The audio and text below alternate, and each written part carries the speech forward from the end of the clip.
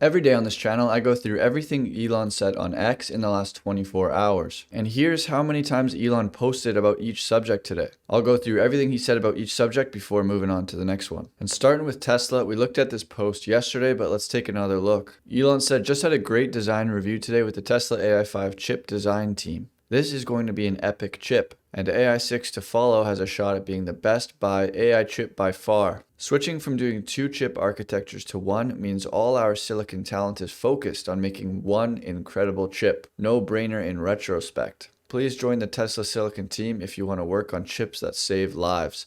Milliseconds matter. And Tesla AI quoted that saying, join the Tesla Silicon team if you want to work on chips that save lives. And then Ali responded to Elon saying, the best AI chip for cars, you mean? And Elon says, could be wrong, but I think AI5 will probably be the best inference chip of any kind for models below 250 billion parameters. By far lowest cost silicon and best performance per watt. AI6 will take that much further. And then Mitch asks Grok, what chips is Tesla using now and what is the ETA for AI5 and AI6? Where are these chips being developed? Grok says Tesla currently uses its hardware 4 chips, custom system on a chip, in vehicles for full self-driving manufactured by Samsung and TSMC. AI5 is in the design phase and mass production is expected end of 2026 via TSMC in either Taiwan or Arizona. AI6 follows with a $16.5 billion Samsung deal for supply starting 2026, developed in-house by Tesla's Silicon team, primarily in Austin, Texas. Elon responds to that saying about half our chip team is in the Bay Area and half in Austin, plus many engineers scattered around the world. And Robert Scoble says a Tesla robotaxi drove me home tonight. I left my car at Unplugged Tesla because I hit a pothole very hard and it broke something. Yikes. I was even looking at the road during this and didn't see it in time. Waymo doesn't yet come to either place. An empty freeway let me see the software that run the Matrix headlights in the new Model Y light up the signs in a much better way than in our Model Y. It cleans the camera in a far different way too. No takeovers in 12 rides. I do my homework before I mouth off on Omar's subscriber-only show on Sundays. The more experience I get in the robotaxi, the more bullish I get. And Elon quotes that saying, cool. And Nick Cruz-Patain is showing us 4 years of Tesla Optimus progress. There's Bumblebee, there's version 1 of Optimus, and then there's version 2 in white. And Tesla recently showed us version 2.5. Nick says it feels awfully similar to the Raptor engine iterations. There's obviously a lot less visible hardware on version 2.5 of Optimus. And so Elon responds to this and he says, we haven't shown Optimus version 3 yet. It is sublime. The second 2 images are V2 and 2.5. And Phil Beazle says it isn't just the Tesla design studio hard at work making Optimus design better. Hardware teams involved making sure everything can fit, work, and stay cool inside.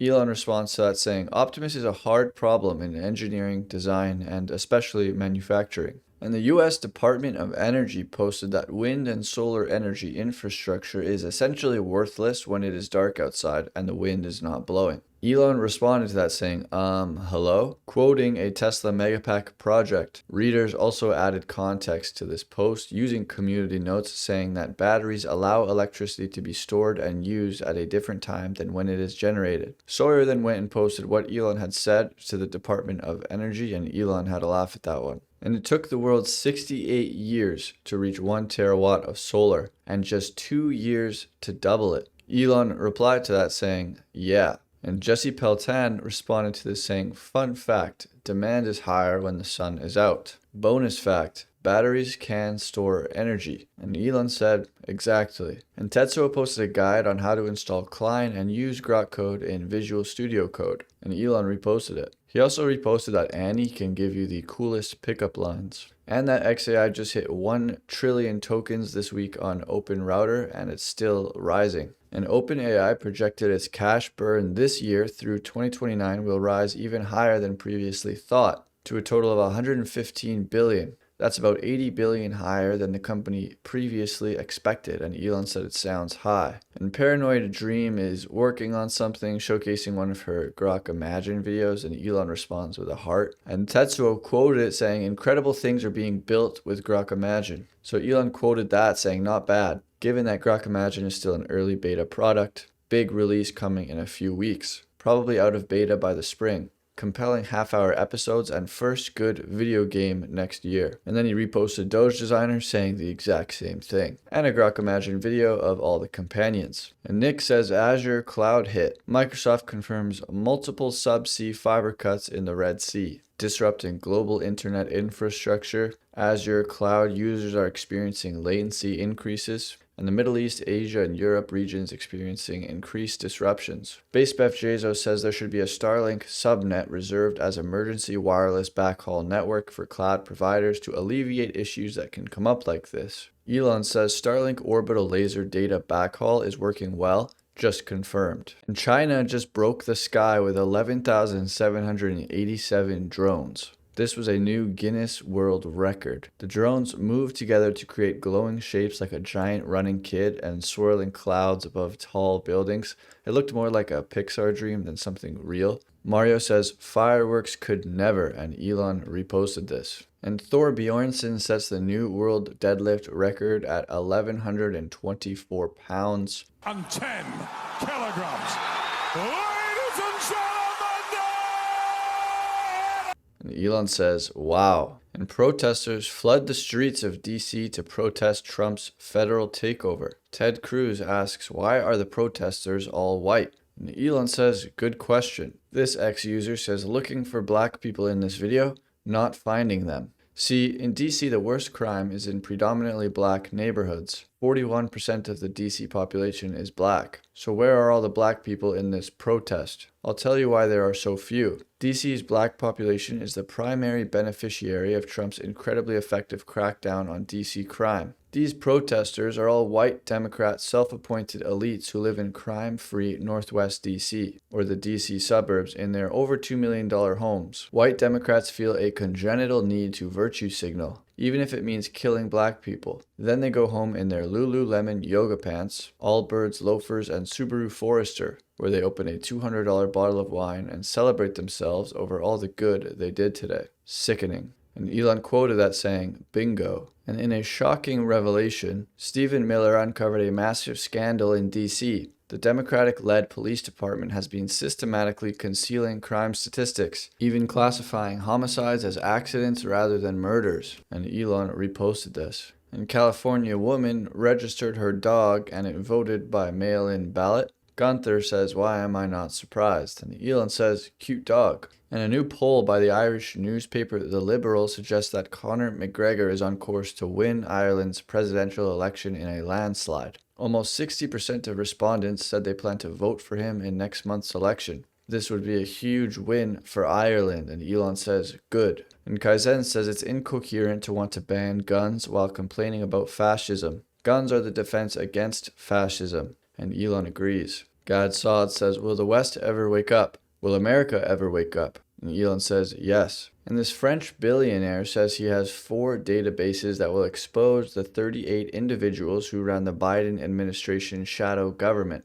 Bill Gates is one of those 38 individuals, and Elon replies 100. And this woman is shocked that the judge gave her jail time after 96 previous criminal offenses. Elon responds to this saying, 96. Crime is just literally her career. And the big story yesterday was this Ukrainian woman who fled the war only to be killed by our under-incarceration problem. She was murdered from behind on a public train by a guy who has been arrested several times. And Mr. King is calling for his execution. And Elon agrees, saying death penalty cases where there is unequivocal guilt should move forward immediately. This was the man sitting right behind her who murdered her. And David Carla says, remember when Netflix warned women to beware of white men on public transportation? And Elon says, yup. Eric says, George Floyd got 4 gold caskets and 7 months of riots. What does she get? And Elon says, good question. DC Drano says, can you imagine the outcry if a white guy randomly stabbed a minority girl in the neck for no reason on the public bus? And yet this girl's brutal public murder barely makes the news. Something drastic needs to change. And Elon says, yes. And Judge Teresa Stokes let the career criminal DeCarlos Brown out of jail on a written promise he would appear in court. DeCarlos then murdered Irina. Elon says Stokes should be held responsible. Cities would be burning down if the races were reversed. And Elon says, true. David Carla says, without Daniel Penny, you get Irina Zarutska. And Elon says, bullseye. Who are the judges who kept letting this psycho go free after each arrest? And Elon reposted this. Julian's Rum can't help but notice every account with a Ukrainian flag in their handle hasn't said shit about this Ukrainian woman. And Elon says, odd. Matt Walsh says, our society is held hostage by a tiny minority of violent, antisocial degenerates. What makes it all the more infuriating is that it doesn't have to be like this. We could have all these criminals off the street permanently in the span of a few months if we had the will. So Inez quotes that saying, in DC, they apparently have arrested 1,700 people. It was the right 1,700. The city feels transformed practically overnight. Held hostage is exactly correct. And Elon reposted that. And he again says the judge who continued to let this man go should be fired and prosecuted. Hunter says, I don't think most mentally ill, homeless people, random attackers, are really that out of touch with reality because they only seem to pick physically weak targets. They never go after bodybuilders or soldiers or cops, usually women and girls. Incognito Cheeto says if you watch the videos as well, the guy spots her, he carefully and slowly unfolds the knife and attacks. He wasn't acting erratically and irrationally. It's just another streak of leftist hegemony that we can't hold criminals responsible or grant them agency. Everything is the fault of systems, and Elon says he opened his knife carefully so it wouldn't make any sound. And Jason DeBolt says that the judges and district attorneys who have allowed criminals to roam free are literally terrorists in robes and suits. They are no different than people who allow their aggressive pit bulls to roam freely on your street. They should be responsible for the monsters they unleash. It's time for a new era of tough on-crime policies.